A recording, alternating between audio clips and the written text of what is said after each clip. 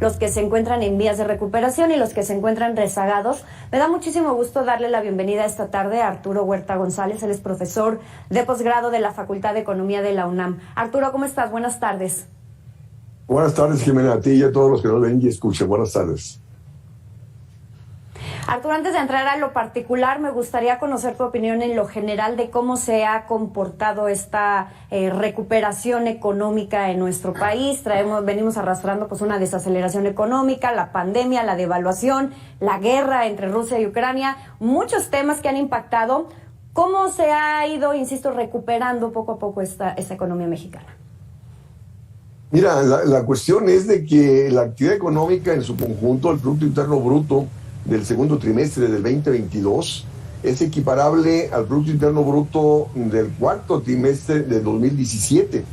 Es decir, traemos un retroceso casi de 5 años de la actividad económica. Entonces hay análisis que hace la comparación del primer trimestre del 2020, o sea, antes de que empezara la pandemia, en relación a la situación actual.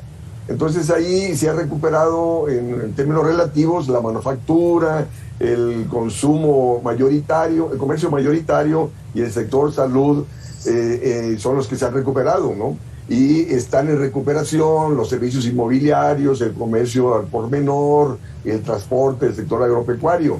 Y analizan que están rezagados pues el resto, la construcción, los servicios financieros, el gobierno, los servicios educativos, la electricidad, cultura, recreación, deportes.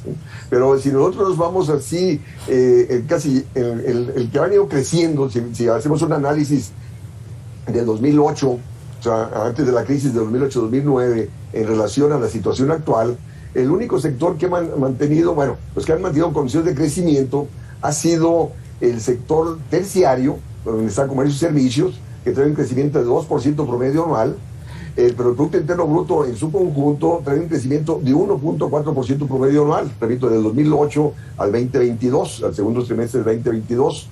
Y el sector agrícola trae un crecimiento de 1.77% promedio anual. Y el sector servicios, perdón, el sector secundario, donde está industria manufacturera, electricidad, construcción, trae un crecimiento solamente de 0.2% promedio anual. O sea, se ha venido rezagando, que era el motor del crecimiento de la economía. Entonces, y si nosotros vemos las particularidades al interior de estos sectores, por dentro del sector agrícola, el que más ha crecido ha sido el sector exportador de hortalizas, de aguacate, de jitomate, pero en los granos básicos, que es lo que consumimos, importamos el 57% de los granos básicos que consumimos, evidenciando un fuerte rezago en la producción de los bienes que consumimos dentro del sector agrícola. Y si vemos en el sector manufacturero, lógico, ha crecido el sector exportador, donde están las empresas transnacionales, pero no ha crecido, se ha rezagado la producción para el mercado interno. Fíjate, el sector secundario en el segundo trimestre del 2022 es equiparable al Producto Interno Bruto del sector secundario que teníamos en el 2012, en el tercer trimestre. Es decir, estamos a nivel de hace 10 años en el sector secundario.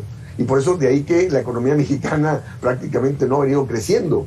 Y de ahí el retroceso en su conjunto, que tenemos los niveles del 2017.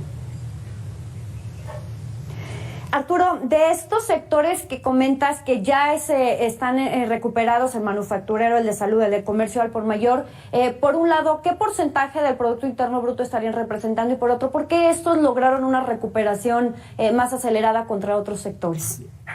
Sí, pero repito, la recuperación es con respecto al primer trimestre del 2020, ¿no?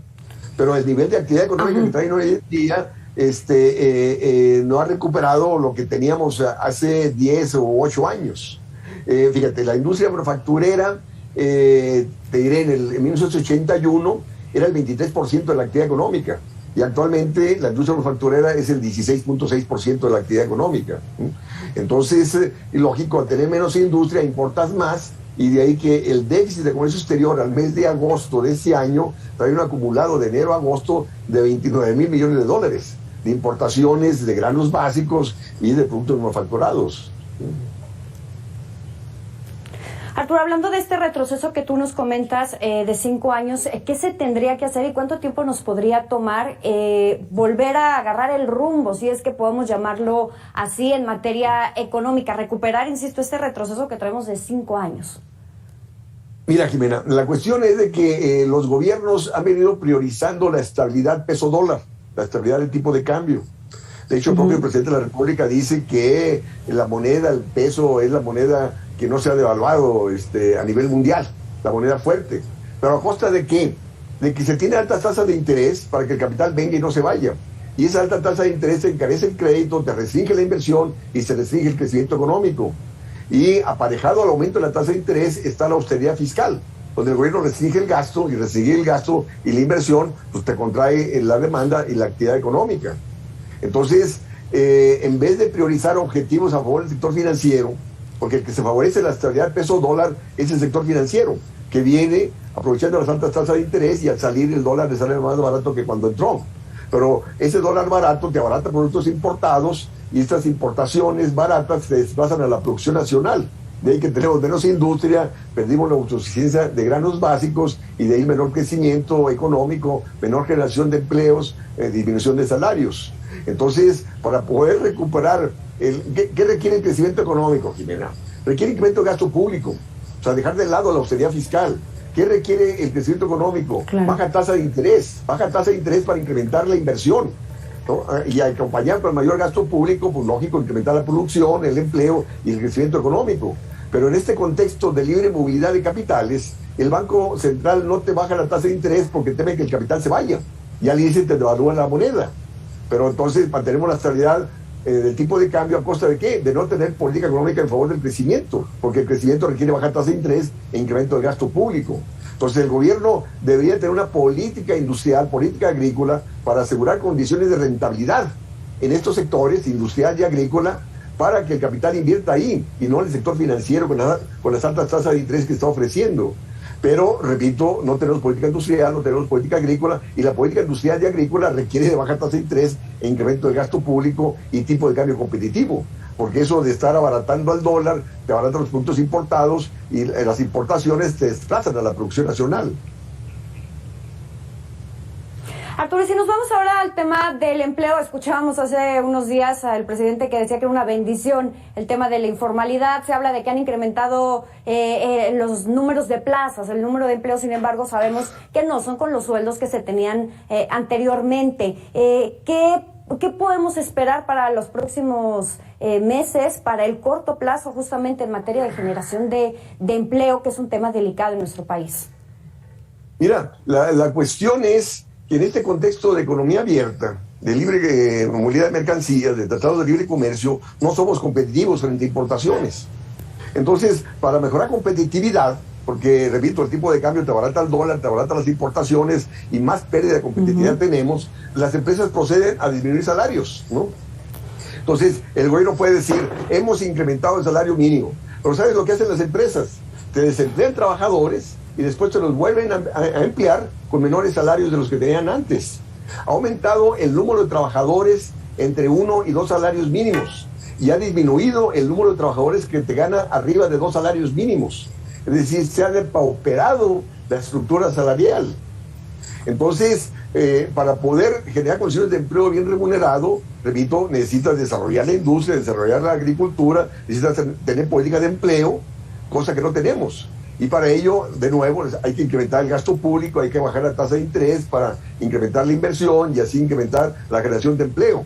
Entonces, el gobierno, en vez de priorizar la estabilidad peso-dólar, que se ufana de esa estabilidad del peso, debe poner como objetivo el pleno empleo, en generar empleo bien remunerado para todo aquel que lo busca y no lo encuentra. Pero no, esos objetivos de crecimiento económico y generación de empleo han sido dejados de lado para priorizar austeridad fiscal, estabilidad del tipo de cambio a través de políticas económicas que te certifican la generación de empleo y el crecimiento económico.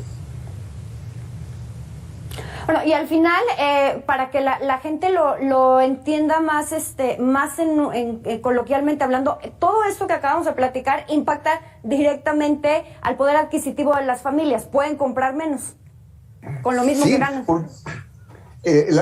O sea, ¿qué está haciendo el Banco de México y Hacienda para bajar la inflación? Están aumentando la tasa de interés del Banco de México, Y el aumento de la tasa de interés va dirigido a qué? A contraer la actividad económica, aumentar el desempleo, para bajar salarios, para bajar el poder adquisitivo de la población, disminuir demanda y disminuir las presiones de demanda sobre precios. ¿Pero a costa de qué? De pauperar, aumentar el número de pobreza en el país, ¿no? O sea, en vez de encarar la inflación, incrementando la oferta, incrementando la producción, para así satisfacer, encarar la escasez de productos para poder bajar la inflación, y para incrementar la producción tendrías que bajar la tasa de interés, tendrías que tener política industrial y agrícola, cosa que no tenemos, tendrías que incrementar el gasto público para crear condiciones de rentabilidad en el sector industrial, el sector agrícola, para así incrementar la producción y encarar la escasez de productos y encarar la inflación, cosa que no se está haciendo. Entonces el aumento de la tasa de interés, ¿qué hace? Te aumenta el número de pobres, te aumenta el desempleo, pero por otro lado el aumento de la tasa de interés te restringe la inversión. Entonces te lleva ¿a qué? A contraer más la producción, sigue la escasez de productos, siguen las presiones inflacionarias, siguen creciendo las importaciones, que ahora estamos importando caro, y seguirá la inflación. Entonces vamos a un contexto recesivo e inflacionario. Arturo, muchísimas gracias por esta entrevista. Arturo Huerta González, profesor de posgrado de la Facultad de Economía de la UNAM. Gracias, Arturo. Buenas tardes. Hasta luego. Ahí lo tiene, y es lo que comentábamos hace un momento. A lo mejor sí se habla de más puestos de trabajo, sin embargo, hay que poner atención, ojo, en los salarios que se están pagando, que pues no son los más altos. Mire, vámonos a